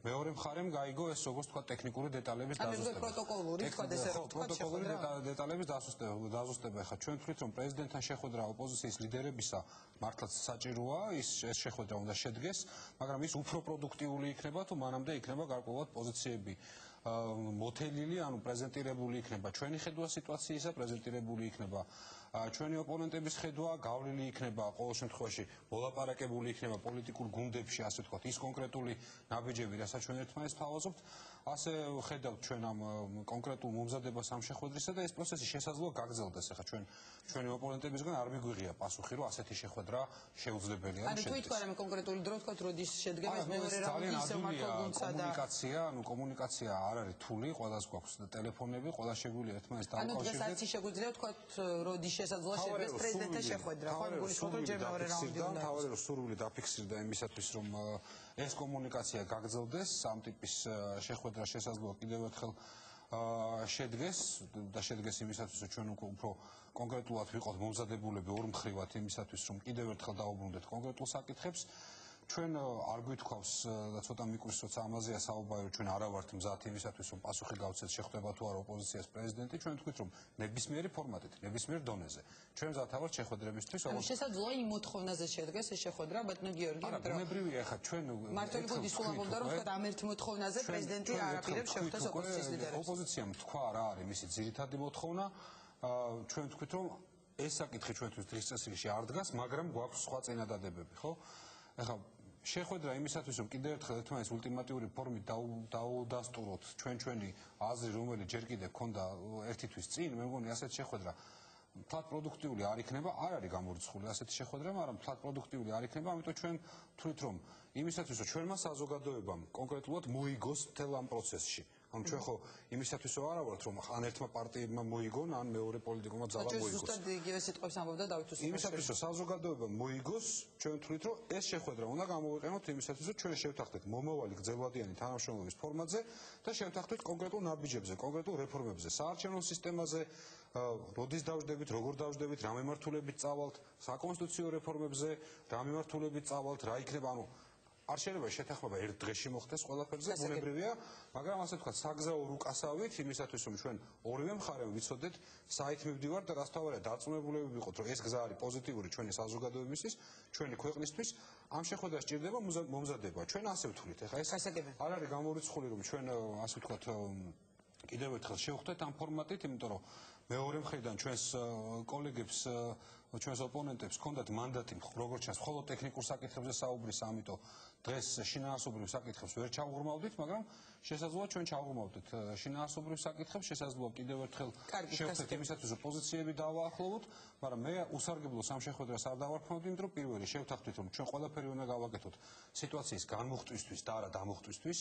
ყველაფერი უნდა გავაკეთოთ სიტუაციის რადიკალიზაციის საკითხის არიდებისთვის და ყველაფერი უნდა გავაკეთოთ იმისათვის, რომ პროცესები წავიდეს პოზიტიურად. ეხლა განსხვავებები ბუნებრივია დაგვრჩება ჩვენ და განსხვავებულია მათ შორის ძალიან ფუნდამენტურად განსხვავებული შეხედულებები პოლიტიკურ პროცესებზე. კარგით, ეს რაც შეეხებოდა დიალოგის თემას, თუმცა თქვენ მართლ გუნდს წარმოადგენთ დღეს ამ სტუდიაში და ძალიან ბევრი კითხვა არსებობს, განსაკუთრებით აი ხა ბოლო კვირის მოვლენებს გულისხმობ, საკმაოდ დატვირთული იყო ეს კვირა. მოდით დავიწყოთ ჯერ 6 მაისის ინციდენტზე და დაპირისპირებაზე საუბარი პოლიციის სამმართველოსთან. ხელისუფლება ამბობდა, რომ ეს იყო პროტესტი, ოპოზიცია ამბობდა, რომ ეს იყო პროტესტი დაკავებულების გასათავისუფლებლად, თუმცა თავად დავით უსუპაშვილი ამბობდა, რომ არ იწონებს მომხდარ ფაქტს არც ოპოზიციის მხრიდან, თუმცა პრეტენზია გამოითქვა და ბრალდებები ხელისუფლების მისამართით, რომ იყო არაპროპორციული ძალის გამოყენება სამართალდამცველების მხრიდან და ჩვენ კაცში მართლაც ვნახეთ, თქვა არაერთი დასისხლიანებული ლიდერი და ეხლა ესე ვთქვა, დაშავებული იყვნენ ყველა მხრიდან, მაგრამ თქვენ როგორ აფასებთ მომხდარს და თვლით თუ არა, რომ არაპროპორციული იყო თქვა ძალა გამოყენებული? პოლიტიკურმა ლიდერმა, მით უმეტეს მას თუ აქვს პასუხისმგებლობა ქვეყნის წინაშე, ასეთ ვითარებებში უნდა კონკრეტული გადაწყვეტილებები მიიღოს და კონკრეტულად თავის პოზიცია უნდა დააფიქსიროს. და პოლიტიკური ლიდერების ფუნქცია არ არის მხოლოდ პოსტფაქტუმ შეფასებების მიცემა. ეხლა, როცა ჩვენ ვხედავთ, რომ ერთთვიანი აბსოლუტური, ასე ვთქვათ, პოლიციის მხრიდან აბსოლუტური კარდ ბლანშის შემდეგ, ხო არ არის საუბარი იმაზე, რომ ყველას აქვს უფლება, რომ თავისუფლად გამოხატოს თავის მოსაზრება, დიახ აქვს. აქ არის ლაპარაკი იმაზე, რომ კიდევ უფრო ლიბერალურ მიდგომაზე, ანუ სამართალდამცველთა მხრიდან, როცა ხდება მაგალითად თვითმიზნური გადაკეტვა ქუჩების, როცა ხდება ძალიან აგრესიული აქციები, რომელიც პირდაპირ დაპირისპირებას შეიცავს, არა მხოლოდ ხელისუფლების წარმომადგენლებთან, იგივე ჟურნალისტებთან და ასე შემდეგ. თქვენ და ჩვენ მთელი ქვეყანა ვხედავთ, რომ ხელისუფლება შეგნებულად, იმიტომ რომ ჩვენც კარგად გვესმის, რომ არსებობს ჩვენი პოლიტიკური ოპოზიციის ჯგუფი, რომელიც მიზანი არის სიტუაციის რადიკალიზება და შესაძლოა σიტუაციის კონტროლი და მე ყველას არ გულისხმობ, მე ესე იგი დიფერენციაცია მაინც შემილია, ასე ვთქვათ და არ მინდა ეხლა ვთქვათ პიროვნულ მომენტებზე ვისაუბრო, მაგრამ ეხლა ჩვენ ვხედავთ, რომ არის ძალიან რადიკალური ჯგუფი, ძალიან რადიკალური დაჯგუფებები, რომლებიც თავის გამოსავალს ეტყობა ძალიან რადიკალურ მოქმედებებში ხედავენ. ეხლა ამ სიტუაციის მე როცა პოლიცია არ მოდის შენთან, ასე ვთქვათ, მიიღო გადაწყვეტილება, რომ შენ მიხვიდე პოლიციასთან და არა მხოლოდ მიხვიდე პოლიციასთან და მშვიდობიანად თქვა პიკეტის ფორმით გამოხატო ან რამე აქციის ფორმით გამოხატო შენი პოზიცია, არამედ თავიდანვე რუსთაველზევე გააკეთო განცხადება, რომ შენ მიდიხარ იქ იმისათვის, რომ იქ ვიღაცები დაიხსნა, ანუ დაანონსებას აკეთებს შეჭრის ფაქტიურად. შემდგომ მიყავს ხალხი შეერაღებული ხელკეტებითა და ქვებით და ეს ყველაფერი ძალიან კარგად ჩანს ამ კადრებში. ამას ვერავინ ვერ, ამიტომ იყო ელჩების შეფასება ესეთი ცალსახო, რომ ეს ყველაფერი მაგრამ ოპოზიცია ამბობს, რომ გადადიხარ პოლიციის ღობის პერიმეტრზე, როცა ახორციელებ პრაქტიკულად შეჭრას და აქ რისკი რა არის? ამხელა მასას ეს ლიდერები თვითონ ვერ მართავენ, ეს გამორიცხულია. თუ ეს მასა შეიჭრებოდა პოლიციის შენობაში, სადაც არის დროებითი დაკავების იზოლატორები და იქ მკვლელობის და ყაჩაღობის ბრალდებით ეჭვმიტანილი ხალხიც არის და იქ არის იარაღი, რომელიც პოლიციაში ინახება. ჩვენ ეს ყველაფერი გავლილი გვაქვს პოლიციის განყოფილებაზე თავდასხმა და ის ფაქტები, რომელიც მერე უკვე მართლაც იქნებოდა ტრაგიკული, რაც შეიძლება განვითარებული იყო. ამიტომ პოლიციას ჰქონდა ამოცანა. ადამიანი არ გადავიდეს ღობის პერიმეტრზე და პოლიცია თქვენ თუ აკვირდებოდით კადრებში, სანამ ეს გართულებები არ დაიწყო, სანამ კონკრეტულად არ დაიწყო იქ დაგროვილმა მოწინავე ჯგუფმა, ასე ვთქვათ, ღობის გადმონგრევის ან შემტვრევის მცდელობა და მეორე ნაწილმა გადასვლა ღობეზე, სანამ ეს არ მოხდა, პოლიცია საერთოდ კიბეებისკენ არის აწეული და რამდენიმე მეტრიანი დისტანცია. ეს კადრებში ყველაფერი ჩანს და ნახეთ, ბატონო გიორგი, მაგრამ მე მაქვს კითხვა, ოპოზიცია ამბობს, რომ ეს ემოციური ფონი, ასე ვთქვათ, და აგრესიული ფონი მხარდამჭერების მხრიდან, ოპოზიციის და ოპოზიციის მხრიდან თავად მოყვა იმას, რომ იგივე ის ახალგაზრდები, რომელსაც გათავისუფლებასაც ითხოვდა იმ დღეს ოპოზიცია და ვთქვათ, იგივე გია გაჩეჩილაძე, მოყვა იმას, რომ ვთქვათ, უკანონოდ მოხდა მათი დაკავება, თქვენ უსმენთ დავით უსუფაშვილს, ალბათ მან საკმაოდ სერიოზული ბრალდებები წაგიყენა, თქვათ, რომ იყო ფიზიკური ზეწოლა, მათი ჩვენებაც კი წაიკითხეს აქციაზე, სადაც ისინი ამბობდნენ, რომ თქვათ, იყო რაღაც ფიზიკური ზეწოლა მათზე განხორციელებული და ისინი სცემეს, ანუ აქ იყო საუბარი უკანონობაზე და ამ ცემის ფაქტების გამო არ დაკავებულ ადამიანებზე. ქალბატონო, პირველ რიგში ვთქვათ, რომ ის ნაწილი, რომელიც ამაზე საუბრობს და ის ნაწილი, რომელიც ამას აცხადებს. და თუნდაც ეს ახალგაზრდები, რომლებიც ამ ხულიგნობისთვის და ჟურნალისტების ცემისთვის იყვნენ დაკავებული, წარმოადგენენ ყველაზე რადიკალური ფრთის, ყველაზე ექსტრემისტული ფრთის ნაწილს, რომელიც მზად არის საწინააღმდეგო მოსაზრების გამო ჟურნალისტი ცემოს. ანუ ეხლა ისინი რას აცხადებენ? ეს ერთი საქმეა, მეორე საქმეა იურიდიული მხარე, ეს არის ის როგორც მოქმედებს პოლიცია, ეს არის ექსპერტიზა, რომელიც უბანში მისვლისთანავე, პოლიციაში მისვლისთანავე ამ ახალგაზრდებს ჩაუტარდება და ასე შემდეგ. ანუ არანაირი საფუძველი იმისა, რომ გამოსვლის შემდეგ თუ ჩაუტარდება ეს ექსპერტიზა, რომ ადგილზე თუ არ არის მეზეწოლა. ჩვენ სიტყვაზე დავიჯეროთ ის ყველაფერი, რასაც ოპოზიცია აცხადებს, ხო, არანაირი საფუძველი არ აქვს, იმიტომ რომ ამ თვის და ამ თვეების განმავლობაში ხა იმდენი პირდაპირ ტყვილი მოვისმინეთ, რომ ეხლა სიტყვაზე დავიჯეროთ ის, რასაც ისინი აცხადებენ, არანაირი საფუძველი არ აქვს. ისაც ყველა ვნახა და ის რაც ყველა დონეზე შეფასდა ძალიან ცალსახად. ელჩებისგან ესეთი ცალსახა შეფასება, რომ ეს იყო კრიმინალური აქტი, მე მართალი გიხეთ აქამდე არ ვსმენია, იმიტომ რომ ეს ნებისმიერ ქვეყანაში რომ მიხვიდე პოლიციის განყოფილებაში შეეცადა ღობის გადანგრევას და მერე შეეჭრა პოლიციას პერიმეტრზე, ეს არის კრიმინალური აქტი. ამ შემთხვევაში პოლიცია ეს უნდა აღკვეთოს და როცა ესეთ რადიკალური დაპირისპირების ზღვართან მივდივართ, ოპოზიცია ამბობს, რომ ამ ადამიანების გათავისუფლებას თუნდაც ამ ახალგაზრდების ითხოვდა იმ მოტივითაც, რომ დღემდე არ არის გამოძიებული, თქვა და არავინ დასჯილა მათი მხარდამჭერების ცემის ფაქტებზე, რომელსაც ქონდა ღამღამობით, ვთქვათ, ადგილი, რატო ვერ მოხერხდა ამ საქმეების გახსნა და ვთქვათ კონკრეტული პირების დაკავება, რომ სულ არის საუბარი ხელისუფლების მხრიდან, რომ გამოძიება დაწყებულია. ქალბატონო, ზოგადად კრიმინალური სიტუაცია იმ უბნებში, სადაც ეს აქციები იმართება, არის ერთგვარად დამძიმებული, ამას ჩვენ ყველა ვხედავთ. ხდება ჩხუბები სხვადასხვა პარტიებს მომხრეებს შორისაც, არ გამორიცხავ, რომ ხდება ჩხუბები, ვთქვათ, ხელისუფლებისადმი სიმპათიით განწყობილ ადამიანებსა და ოპოზიციის მომხრეებს შორისაც. ჩვენ ვახეთ ფაქტები, როცა ადამიანები ცემეს და საბუთები წაართვეს და ანუ მაგრამ ნაცემი ადამიანებიც, რომლებიც არ გამოძებულა, იგივე მოლაშვილის შვილი, ვთქვათ, ეხლა ბოლო შემთხვევა იყო, სადაც ასე, ეს თქვათ კიდე ახალი ამბავია გამოძიებისთვის, მაგრამ იყო ბევრი ესეთი ფაქტი და არავინ არ დაუკავებია. ნებისმიერი ადამიანის დაზარალება, ნებისმიერი ადამიანისთვის შეურაცხყოფის მიყენება და ცემა უნდა იყოს პირველ რიგში დაგმობილი ძალიან ცალსახად და ერთმნიშვნელოვნად პოლიტიკურად, პოლიტიკოსებისგან და სამართალდამცავთა მოვალეობა ყველა ეს ფაქტი გამოიძიოს. ამაზე დისკუსია არ არის. თუ ვინმე გაილახა, თუ ვინმე იცემა, მნიშვნელობა არ აქვს იმ ადამიანის პოლიტიკურ შეხედულებას.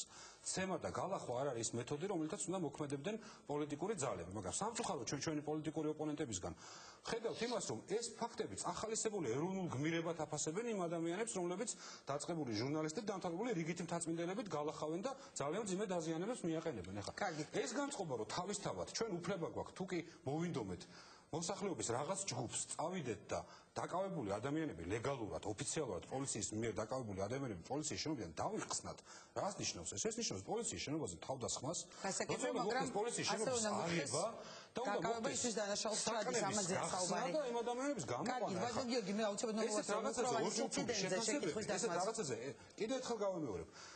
ეს მთელი რადიკალიზაცია და ესეთი სიტუაციის გართულებები მოსდევს იმას, როცა პოლიტიკოსები ცალსახად აბსოლუტურად ერთმნიშვნელოვნად არ ეძლებიან შეფასებას. როცა ისინი ამბობენ, რომ აი ვიღაცა გველუკაშვილი რო იქ იარაღს ყიდულობს, ეს სპექტაკლია, მიუხედავად იმისა, რომ თავის თვალით ნახეს. აი სწორედ ესეთი შეფასება მოყვა მუხროვანის ამბობს, ბატონ გიორგი, ცოტა დრო გვაქვს. და მოდით მუხროვანის ამბობს გკითხავთ უბრალოდ იყო საუბარი რომ ეს შესაძლოა ყოფილიყო დადგმული სპექტაკლი ოპოზიციის ნაწილისგან ოპოზიციის ნაწილს ეჩვეფარება რომ ეს ამბოხი ჯარში მოყვა იმ სამხედრო ნაწილში კონკრეტულად მოყვა იმას რომ იყო მითითებები მიცემული დაერბიათ ქალაქის შემოსასვლელების გადაკეტვის დროს აქციის მონაწილეები დავთვისებაში მომარქვა ახლა ეს მაინტერესებს თქვენი პასუხი რას მოყვა კონკრეტულად და რას ითხოვდნენ ეს ჯარისკაცები ამ ამბოხის დროს დარბევაზე ლაპარაკი არის სრული სისულელე და ეს თქვენ ძალიან კარგად გესმით იმიტომ რომ არავინ არავის დარბევას არაპირებს და ის კი არა ჩვენ პარლამენტარები რომლებსაც ბუნებრივია სამუშაო დისკომფორტი გვაქვს იმისგან რომ არ მუშაობთ იმ შენობაში სადაც უნდა მუშაობდეთ ჩვენც კი თავს ვიკავებთ და ამ საკითხს არ ვსვავთ იმიტომ რომ ჩვენ გვესმის რომ არათუ დარბევა არანაირი შეხება სანამ ეს რადიკალიზმი არ დაიწევს სანამ ეს ემოციები არ გაცივდება სანამ ადამიანები არ მიხვდებიან რომ პოლიტიკური საკითხები პოლიტიკოსები უნდა გადაწყვეტონ მოლაპარაკებების მაგიდასთან არანაირი შეხება ჩვენ არ გვინდა დემონსტრანტებთან ამიტომ ნებისმიერ დარბევაზე საუბარი ხა მე არ გულისხმობ იმ შემთხვევას პოლიციის მოქმედებისა, როცა ის საკუთარ ეზოში დგას და გასაგებია ეს უბრალოდ სამხედრო ნაწილები გულისხმობს ან თუ არ ითქვეს ამბოწოდებაზე ვაბრძოლოთ ეს ყველაფერი მოყვა იმას, ეს იყო დაგეგმილი აქცია, და როცა ესეთი პოლიტიკური ფონია, ძალიან ბევრი ავანტურისტი და პროვოკატორი, მათ შორის ყოფილ სამხედროებში და მათ შორის სამწუხარო როგორც ჩანს ეხლამდელ სამხედროებშიც არიან და იყვნენ ეს ავანტურისტები, რომლებიც გარკვეულ ძალიან რთულ ვითარებებს ქმნიდნენ და ასე ვთქვათ ჩაფიქრებული ქონდათ პირდაპირ სამხედრო გზით ხელისუფლების ხელში აღება რა ჩვენ ძალიან ნათლად ვნახეთ იმ ჩანაწერებში ამის შემდეგ ამ ადამიანის დაკავების მერე ბუნებრივია ამან დააჩქარა ეს მოვლენები დანარჩენი მონაწილეები ასე ვთქვათ რატომ წინასწარ ვერ მოხდა ვთქვათ ამის პრევენციო თუმცა თავდაცვის მინისტრის გაყოლება ჩვენ ახლა რეკლამის შემდეგ და დეტალებს იგავართ წინასწარ მოხდა ამის პრევენცია აბა ერთ-ერთ ორგანიზატორს რომელიც შენს ოპერატიულ მაგრამ ვერ მოხდა თავიდან აცილება ამ ამბობს შენს ოპერატიულ თანამშრომელთან საუბარში გაამჟღავნებს იმ გეგმებს რომელიც აქვს და იმას მერე დაიჭერ ესაა წინასწარ ზომების მიღება იმავე ღამეს როცა მოხდა მისი დაკავება დანარჩენები უბრალოდ არ დაელოდნენ იმას რომ მათანაც მივლენ და დააკავებენ მათ უკვე დაიწყეს ის მოქმედება რომელიც რამდენიმე დღეში ჰქონდათ როგორც ჩანს დაგეგმილი და ეს მოქმედება ამ პრევენციულმა ზომებმა განსაზღვრა ისიც რომ ეს ყველაფერი შეიძლება ისე დაგეგმილად ისე სასტიკად და ისე ქვეყნისთვის დამანგრებლად არ განვითარდა როგორც შეიძლება განვითარებულიყო მიუხედავად ამისა მაინც იმ დღის სიტუაცია შეიცავდა ძალიან დიდ საფრთხეს იმიტომ რომ მაინც მოესწრო გარკვეული პროვოკატორების და ყოფილი სამხედროების სამოქალაქო პირების შესვლა მუხროვანში დაუმორჩილებლობის გამოცხადება რაც არის უმძიმესი დანაშაული და შემდგომ მხოლოდ ხელისუფლების ძალიან მკვეთრმა ძალიან ოპერატიულმა და სხვა შორის ქართული არმიის მთელი დანარჩენი აბსოლუტური უმრავლესობის და პოლიციის ძალიან ოპერატიულმა მოქმედებამ აგვაცილა ჩვენ თავიდან ის რომ შეიძლება ამ ქვეყანაში დაწყებულიყო ძალიან მძიმე პროცესები როცა შენ ამას თვალებს არ უსწორებ როცა პოლიტიკოსი ხარ როგორც არ უნდა მოგწონდეს ხელისუფლება როცა ამაში არ არის სპექტაკლი და აპირებ ამის გაბაებურებას ეს არ არის ის გზა ეს არის თქვათ რაღაც გაზრდილი მოვლენების გამო ამბობდა ოპოზიციის წარმომადგენელი მაგრამ აღარ არის დრო მოდით ჩვენ ამ მუხროვანზე გავისაუბრებთ თავდაცვის მინისტრს თუ შენ აკეთებ განცხადებას ვაი განმუხურში სპექტაკლი იყო ამიტომ ესეც სპექტაკლი იყო უკაცრავად და განმუხურში რა სპექტაკლი იყო განმუხურში რუსი სამხედროები არ იყვნენ შემოსულები ორი ბეტერით და არაპირებდნენ იმას ასასაპირებდნენ ოპოზიცია ამბობს რომ ეს იყო დადგმული და ხელისუფლების პოზიცია არაერთხელ მოსმენილი იყო უკაცრავად როცა შენი თვალით არ შეგიძლია ფირზე ჩაწერილი აღქმა და არ შეგიძლია შეფასება მიცე იმას რაც ხდება ხო ნუ ეს არ არის თლათ ადეკვატური შეფასება ეხა ის რომ ადამიანები ოპერატიულ ჩანაწერებში უფრო მეც ლაპარაკობენ და ასე ვთქვათ ისე ლაპარაკობენ როგორც არ ილაპარაკებენ ტელეინტერვიუში და მე ამაზე ხდება აწყობა რომ ვთქვათ აი არასოლიდური აჯანყებულები არიან რაღაც როგორც კარგი გასაგებია ბატონო გიორგი დიდი მადლობა სტუდიაში მოგზაურობისთვის ჩემი სტუმარი მართველი გუნდიდან იყო გიორგი გაბაშვილი ახლა რეკლამა და რეკლამის შემდეგ სწორედ მუხროვანის ინციდენტზე უკვე დეტალურად ვისაუბრებთ თავდაცვის მინისტრთან დავით სიხარულიძესთან მუხროვანის ამბოხი რა მოხდა სატანკო ბატალიონში რა სიტყოდნენ ჯარისკაცები და როგორ მოხდნენ თავდაცვის ყოფილი მაღალჩინოსნები მოქმედ სამხედრო ნაწილში სოფიები რამდენიმე კაცი სამოქალაქო ფორმით უბრალოდ ბუშლატები ჰქონდათ და იარაღით თეთრი დაჭერები თავზე დადგმული სპექტაკლი თუ შეიარაღებული ბუნტის მცდელობა მიხეილ სააკაშვილმა ქართული ჯარის გამოყენება დაიწყო პოლიტიკური მიზნებისათვის. შემოგთავაზა მორიგი სატელევიზიო სპექტაკლი. იყო მცდელობა ჯარისკაცების შეცდომაში შეყვანის, მაგრამ არ გამოვიდა. 5 მაისის მუხროვანი. რა იყო დაუმორჩილებლობის მთავარი მიზეზი? ასეთი სახით საქართველოს სახელმწიფოებრიობას ძირს უთხრიდა ჩვენი მტერი. რატომ არ მიიღეს ამბოხებულებმა თავდაცვის მინისტრის სამხედრო ნაწილში? დავით სიხარულიძე დღეს პოზიციაში. რეკლამის შემდეგ ჩვენ კვლავ პირდაპირ ეთერში ვართ და ახლა წარმოგიდგენთ ჩემი სტუდიის სტუმარს თავდაცვის მინისტრი დავით სიხარულიძეა, ჩემი გადაცემის ბოლო სტუმარი და ამ ნაწილის თემა მუხროვანის ამბოხი საღამომშვიდობისა ბატონო დავით, დიდი მადლობა სტუდიაში მობრძანებისთვის.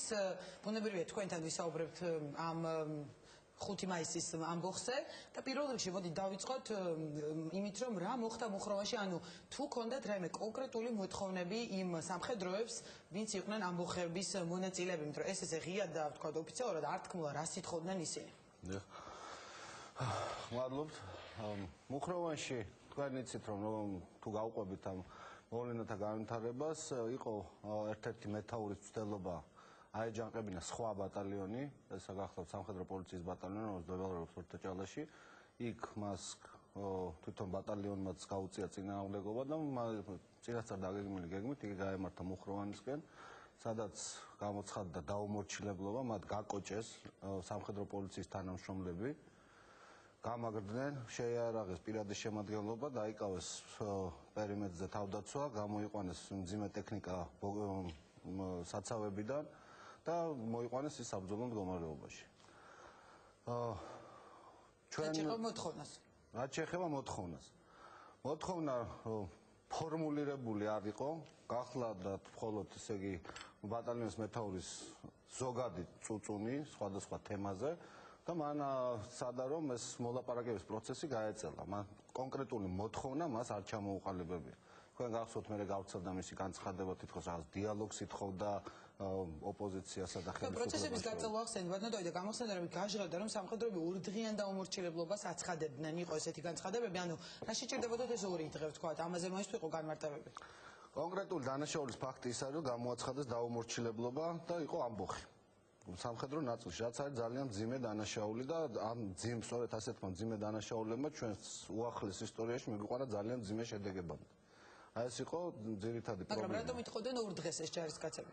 სტრარის ხან 2 დღეს ამბობდნენ, ხან მეტსაც ამბობდნენ. ყოველ შემთხვევაში ესეთი მკაფიოდ ჩამოყალიბებული ფორმულირებული მოთხოვნა არ იყო. სწორედ რა თქმა უნდა ეს გამოძიება დაადგენს ყველა ფაქტს და დაადგენს სწორედ ამოცანებს ამ ამბოხებულებისა და იმ ხალხისა, ვინც აი ამ ამბოხს მხარს უჭერდა.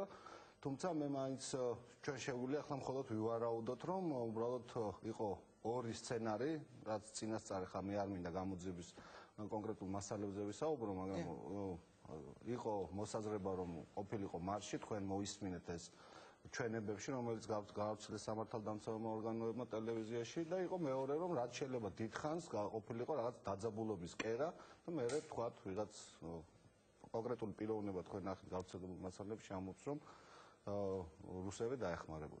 ბატონო დავით, თუ წინასწარ გქონდათ ეს ინფორმაცია და თქვა ოპერატიული მასალა გავრცელდა წინა დღეს დაკავებულ ადამიანზე, სადაც ღვალაძე ამაზე საუბრობდა, გაჩნდა პრეტენზია, რომ რატომ ვერ მოხერხდა ამ ამბოხის თქვა თავიდან აცილება, რომ აღარ დაწყებულიყო ეს ასე ვთქვათ დაუმორჩილება. სამართალდამცავმა ორგანოებმა ინფორმაციის რეალიზაცია მოახდინეს, დააკავეს სწორედ ის პიროვნება, რომელზეც თქვენ ბრძანეთ. და არ ვიცი, სწორედ ის სხვა განვითარების დეტალებთან დაკავშირებით ინფორმაცია არ ყოფილა, თორე როგორც აი ამ კონკრეტულ შემთხვევაში ისევ სხვა ინფორმაციის რეალიზაციას მოახდინეს სამართალდამცავი ორგანოები. როგორც ჩანს, რაღაცა ნაწილი იცოდა კონკრეტულმა სამართალდამცავმა ორგანომ და მეორე ნაწილი, რაც შეეხება აი მუხროვანის ნაწილს არ იცოდა. და ბატონო დავით, როგორ მოხდნენ ყოფილი მაღალჩინოსნები მოქმედ სამხედრო ნაწილში, ანუ იგივე ოთანაძე, ვთქვათ, როგორ მეთაურობდა მოქმედ ბატალიონს, იმიტომ რომ იქ გვახსოვს ჩვენ საუბრისას, დასახელდა შენიშვნაც გამოითქვა, რომ ოთანაძე მეთაურობდა, ვთქვათ, მუხროვანის ბატალიონს, რომელიც არ არის ამჟამად სამხედრო პირი. თქვენ იცით ეს პიროვნება და კიდევ სხვა რამდენიმე პიროვნებები, რომლებიც ამჟამად გაქცეულნი არიან, ეს არ არის მათი პირველი, ასე ვთქვათ, ჭყალებში მდგმირობა. სწორედ ალბათ ეს ხალხი იყო ერთ-ერთი ორგანიზატორი ამ დაუმორჩილებლობის და სწორედ ეს არის დანაშაული. როდესაც ჩვენ მივედით პირველად სამხედრო ნაწილში, გახდათ სამოქალაქო პირები, ნიღბებით, რომლებიც როგორ შეაღწიეს მათ ამ ნაწილში, ანუ როგორ მოხსნეთ და რა გქონდა ამაზე ინფორმაცია ვთქვა? აშკარაა, რომ სამხედრო მეთაურის თანხმობის გარეშე ეს ხალხი იქ ვერ მოხვდებოდა და აშკარაა, რომ სამხედრო მეთაური და ის მეთაური კონკრეტული ნაწილის მეთაური და ეს ხალხი იყო ერთ ჩანაფიქრს ახორციელებდა. ის რომ ეს მოქმედი მეთაური მონაწილეობდა თქვა და ჩართულები იყვნენ ამ ყველაფერში იგივე გორგიშვილი რომელიც შემდეგ დაკავებული იყო მუხრანის ბატალიონის მეთაური რაზე მიანიშნებს ეს ანუ როგორც თავდაცვის მინისტრი ასე ვთქვით რა ხდება ჯარში ვთქვათ როდესაც მეთაური უკვე მოქმედი ჩვენ აქ ვსაუბრობთ გადამდგარ ოფიცერებს მე ვფიქრობ რომ ეს არის ძალიან სამწუხარო ძალიან შემაშფოთებელი და ძალიან სერიოზული ინციდენტი, მაგრამ მაინც იზოლირებული ინციდენტი, იზოლირებულია სწორედ ამ კონკრეტული პირის და პირთა ჯგუფის ქმედება და ეს არანაირად არ ვრცელდება დანარჩენ შეიარაღებულ ძალებზე.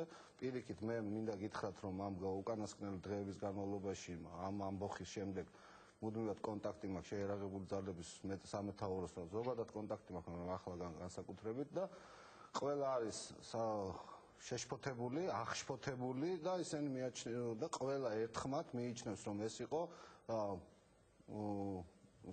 ძალიან სერიოზული დანაშაული და იყო ასევე ძალიან სერიოზული შელახვა მუნდირის ქართული ეს ინციდენტი შეიძლება ითქვას თქვა შეიარაღებულ ძალებში. ეს ინციდენტი კონკრეტულად არ გულისხმობ ანუ თუ შეიძლება რომ გაგრძელება კონტექსტს ამას ეს იყო იზოლირებული ინციდენტი, ეს შეიარაღებულ ძალების ინციდენტი მთლიანად არ ეხებოდა, იმიტომ რომ მთლიანად მთელი შეიარაღებული ძალები იყო არის და იქნება მზად დაიცვას საქართველოს, დაიცვას საქართველოს კონსტიტუციური წყობა. კარგით და ვის ევალებოდა ამ ყველაფრის კონტროლი? გულისხმობ რომელ ქვეუწყებას თქვათ სამხედრო პოლიცია არსებობს თავდაცვის სამინისტროში იგივე გენერალური ინსპექცია ანუ არსებული მდგომარეობის კონტროლი თქვათ იგივე ის რომ მეთაური აპირებდა ამას თქვათ მუხროვანის ბატალიონის და თუ დადგება რომელიმე მაღალ ჩინოსანის ან ამ უწყებების ხელმძღვანელების პასუხისმგებლობის საკითხი. თქვენ იცით ახლა მიმდინარეობს გამოძიება, სწორედ ამ გამოძიების შედეგებით იქნება ამაზე მსჯელობა. ეს იყო ძალიან სერიოზული, კიდევ მინდა გითხრათ, ძალიან სერიოზულ ფაქტად აღვიქვამთ ამას ჩვენ ყველანი და ამაზე ძალიან სერიოზული შედეგებიც მოყვა. ანუ შესაძლოა დადგეს თანამდებობრივი პასუხისმგებლობის საკითხი, თქვათ რომელიმე გამოძიების შედეგებს დავველოდოთ, მე არ მინდა წინასწარ ამაზე ვილაპარაკოთ, მე მინდა გითხრათ ერთი რამ, რომ ყველა სამხედრო მოსამსახურე, რომელიც იმ დროს იმყოფებოდა მუხროვანის ბაზაზე, მათი დიდი ნაწილი არ იყო ამ საქმეში ჩართული. ახლა 400-მდე კაცი დაიკითხა თქვენიცით ამ საქმესთან დაკავშირებით, დაპატიმრებულია ნაწილი ამ ხალხისა. მიმდინარეობს ძიება ისევ, მაგრამ მე მინდა გითხრათ, რომ ერთი მხრივ სამართალდამცავი თავდაცვის სამინისტროს სწრაფმა მოქმედებებმა ასევე პრეზიდენტი ჩაერთო თვითონ პირადად ასევე სხვა მცდელობები იყო და წინადადება მიეცათ ამ აჯანყებულებს თუ დანებებულიყო და ეს ინციდენტი ამოიწურა ისე როგორც და ბატონო დავით რადგან ეს მეთაურზე საუბრობთ იქ მუხროვანის ბატალიონის მეთაურმა სწორედ ამ გორგიშვილმა რომელიც დაკავებულია გაისმა იქ საუბარში პრეზიდენტსა და შინაგან საქმეთა მინისტრს რომ სულ ეხლა ხანს მიიღო პოლკოვნიკის ჩინი რაზეც პრეზიდენტის მხრიდან შენიშვნაც გამოითქვა ანუ რის მიხედვით მიიღო ეს ჩინი ან თქვა ვისი რეკომენდაციით და რის მიხედვით შეირჩა ის ბატალიონის მეთაურად წარდგენილი იყო დიახ პოლკოვნიკობაზე, ეს იყო წელთა ნამსახურობის და მისი ნამსახურობის ნუსხის მიხედვით, ასევე ამ საკითხზეც ჩვენ მუშაობთ. თქვენ გითხრათ რომ არასწორად არიგებთ ჩინებს, თქვათ პრეზიდენტის მხრიდან, ანუ შენიშვნა მიღებული. ის რეკომენდაციით იყო. შენიშვნა მიღებული. გასაგებია. და ამბოხებულებმა მთავარი თქვენთან შეხვედრაზე თქვეს უარი, ანუ თქვენ არ მიგიღეს შემდეგ შეხვდნენ თელიას. რას ხედავთ ამის, ანუ რა იყო მიზეზი იმისა, რომ თქვათ მინის არ დაელაპარაკეს სამხედროები? ესე იგი, სამბოხებულები, მე როდესაც მივედი, ჩვენ მანამდე მივეცით განკარგულებას სახმელეთო ძალების სარდალს შესულიყო, სარდალი ესაუბრებოდა მათ და რომ გამოვიდა, მან ანაცხადა, რომ სათქმელი მათ არაფერი არ აქვთ. ესეთი სახით ძალიან აგრესიული თქვენ რა იყო მის მიზეზი, როგორ ფიქრობთ, თქვა? მე ვფიქრობ, რომ არც არაფერი არ იყო სათქმელი იქ, მათ უბრალოდ უნდა მაგრამ ისინი შეხვდნენ თელიას. დიახ და თელიას გადასცეს ზუსტად ის, რაც მეგითხარით. და მე თქვენს რომ იქნება აი 2 საათის, 3-4 საათის მერე მოვიფიქრებთ, შევხვდებით და ნუ ასეთ საუბარი. კარგი და აშკარა იყო მიზეზი რომ აქ რაღაც კონკრეტული საკითხები არ იდგა, აქ იდგა, აქ იყო უფრო ბევრად უფრო სერიოზულად საკითხი. და მუხროვანის ამბოხს მოყვა შემდეგ მეორე დღეს თუ არ ვცდებით იმავე საღამოს ვახტანგმა ისაის დაკავება სამხედრო ექსპერტის გუშინ ბატკუაშვილის დაკავება, რომელიც თავდაცვის სამინისტროს თანამშრომელია და მანამდე თქვა გენერალურ შტაბშიც მუშაობდა. ოპოზიციამ გამოთქვა ესეთი მოსაზრებაც, რომ ეს საგანგებოდ თქვა მიღვა ამ მოვლენებს, რომ რაღაცნაირად შეფუთული იყო ეს მუხროვანის ამბოხი, იმიტომ რომ მანამდეც იყო მაისაეზე მასალები. ანუ თავდაცვის სამინისტროს მე მესმის, რომ თქვენ არ ახართ თქვა გამოძიებაზე პასუხისმგებელი, მაგრამ თავდაცვის სამინისტროს თუ ჰქონდა რაიმე ინფორმაცია მანამდე ვახტანგ მაისაეზე და მაშინ რატომ არ იყო დროული რეაგირება, იმიტომ რომ საუბარია რომ 7 აგვისტოსაც უკვე იცოდნენ, რომ ჯაშუშობაში შესაძლო იყო ჭვიტანილ ყოფილიყო ეს პიროვნება და ზოგადადაც რა ხდება თავდაცვაში მოშლილია ეს თქვა სისტემა, რომ აი ეს პასუხისმგებელი პირები, ვისაც სახელმწიფო საიდუმლოებებთან აქვს კავშირი, აღმოჩნდა რომ ერთი ჯაშუშობაში ეჭვმიტანილი, მეორე სახელმწიფო საიდუმლოებების და თქვა ინფორმაციის გაცემაში. ამ თემაზე მიმდინარეობს გამოძიება, თქვენ იცით, ეს ჩემ კომპეტენციას სცილდება ხა ამ კონკრეტულ თემაზე ლაპარაკი, რაც შეეხება თუნდაც პოლიტიკური შეფასება როგორც მინისტრისგან. რაც შეეხება, ეს არის ჩემთვის ძალიან შემაშფოთებელი ფაქტი, ზოგადად როგორც ჯაშუშობა მთლიანად მიუღებელი, ჩემთვის პირადად მიუღებელი რამ არის არ წარმოუდგენელი. მე ვფიქრობ, რომ ამის ამ გამოძიების მასალები იქნება, როდესაც გამოძიება დამთავრდება, წარმოუდგენელი და ძალიან შემაშფოთებელია ისიც, რომ აღმოჩნდა თავდაცვის სამინისტროს თანამშრომელი ჩართული ამ საქმეში და ანუ შესაძლოა კიდევ იყვნენ თქვა მსგავსი მე ვფიქრობ, რომ მუხროვანის ასე იზოლირებული ინციდენტი კიდევ ერთხელ მინდა გავიმეორო და ვფიქრობ, რომ ეს იყო ძალიან სერიოზული ინციდენტი. ამაზე აქედან ძალიან სერიოზული დასკვნებს ჩვენ გამოვიტანთ და ჩვენ მუშაობთ ამ მიმართულებით, მაგრამ ჩვენ ერთი წუთით არასოდეს არ შეგვპარვია და არც გვეპარება ეჭვი მთლიანად შეერაღებული ძალების ლოიალურობისადმი თავიანთი ფიცის სამხედრო ფიცისადმი თავიანთ სამშობლოსადმი ერთგულებაში. ეს რა თქმა უნდა არის აღმოჩნდა დამნაშავეები თავდაცვის სამინისტროს სისტემაში, მაგრამ რა თქმა უნდა ეს დამნაშავეები ისევე როგორც სხვა სისტემაში შეიძლება აღმოჩნდეს დამნაშავეები, არანაირად არ ნიშნავს იმას, რომ მთლიანად მთელ შეერაღებულ ძალებზე ეს ბრძანდება. კარგით, მე მინდა ნატოს ეგიდით დაგეგმილ წვრთნებზეც კითხო, თუმცა მანამდე კიდევ ერთი ინფორმაცია, რომელიც დღეს გაჟღერდა, ეს არის, რომ მამუკა ყურაშვილი დაინიშნა გენერალური შტაბის უფროსის მოადგილედ, ის მანამდეც მუშაობდა თავდაცვაში თუ არ ვცდები გენინსპექციაში, ანუ რა ნიშნით დაინიშნა ის ამ თანამდებობას თუ მოხდა უბრალო როტაცია ამას, იმიტომ გეკითხებით, რომ ზოგადად ყურაშვილის მიმართ იყო ძალიან ბევრი კითხვები აგვისტოს ომის შემდეგ და ანუ საკმაოდ ცნობილი პერსონაა თავდაცვის უწყებაში. ეს თავდაცვის უწყებაში მუშაობდა, სხვა არანაკლებ თანამდებობაზე.